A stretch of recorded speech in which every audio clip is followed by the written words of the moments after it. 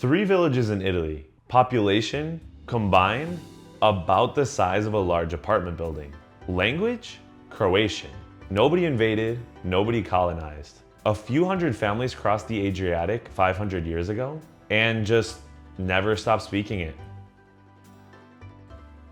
Slavomolisano, or Molise Croatian, or na nazo, meaning our language, to the people who speak it, survives in exactly 3 villages in the province of Campobasso: Acquaviva con le Croce, Montemitro, and San Felice del Molise. It's a Shtokavian dialect of Croatian, cut off from mainland Croatia for centuries, which means it evolved on its own, absorbing Italian vocabulary, but also real grammatical change. Linguists point to the loss of the neuter gender and a shift towards an Italian-style genitive construction, changes that the parent language in Croatia never went through. Linguistic surveys generally put the number of speakers under 1,000, with a somewhat larger number being able to understand it, without necessarily speaking it fluently. Small enough that this is one of the most fragile linguistic islands in Italy, smaller than even the Greco-speaking villages, which you can check out in this video. The story starts with the Ottoman advance in the Balkans in the late 15th and early 16th centuries. Communities along the Dalmatian coast, facing raids and displacement, crossed the Adriatic in waves and were resettled by Italian nobility, who needed to repopulate land emptied by plague and war. A 1576 chronicle, the Cronica Vastese, records over a dozen Molise settlements founded by these Slavic arrivals: Palata, Tavenna, Montelongo, and San Giacomo degli Schiavoni among them. Almost all of those villages Italianized gradually. Over the generations that followed, only 3 held on to the dialect in the present day. There used to be over a dozen of these villages, now there are just 3 left.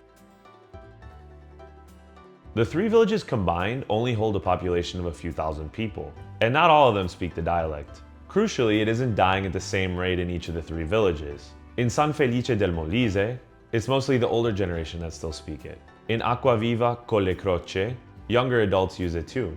In Montemitro, children are still reportedly learning it alongside Italian, the strongest transmission of the 3, and the best case for what survival actually looks like on the ground. Isolation again, but a more extreme version than Greco or Arberesh. There are 3 villages, not a network of 50 or a cluster of 9. Hilltop, rural, near the Abruzzo border, easy to overlook even within Italy. And identity here isn't uniform. Many describe themselves as both Croatian and Italian, while others prefer terms like Slavic Italians or Molise Croats. That lack of one single settled label is in itself what has kept the language distinct, rather than folding back into either Croatian or Italian. Molise is per capita one of the most heavily emigrated regions in Italy in all of its history. Families left for the US, Argentina, Canada, in the same waves that emptied villages in the Italian South. It's reasonable to think that some Molise Croat families were part of that outflow too. Their Slavic origin folded invisibly into the broader Italian identity that their descendants carry today. An origin story hiding in a diaspora story that's already hiding a second one. The language is taught in the village's primary schools, and some street signage is bilingual. Montemitro in particular has cooperative community projects, working to keep the dialect active rather than ceremonial. It's a smaller, quieter revival than Greco, no viral folk music moment yet. But the same basic fact holds. 3 villages decided generation after generation that this was worth keeping.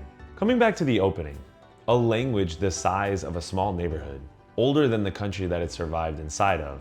Italy keeps turning out to be smaller pockets of something else, wearing an Italian passport. And not only is this one of the minority languages in Italy, but there are 11 others, and I've done videos on many of them. So make sure to check out my account to learn a little bit about other languages such as Greco. And if you like content like this, talking about the history of different regional, cultural, and linguistic aspects of Italy, then Oriundi is for you. Make sure you hit the subscribe button. Ciao for now, e alla prossima.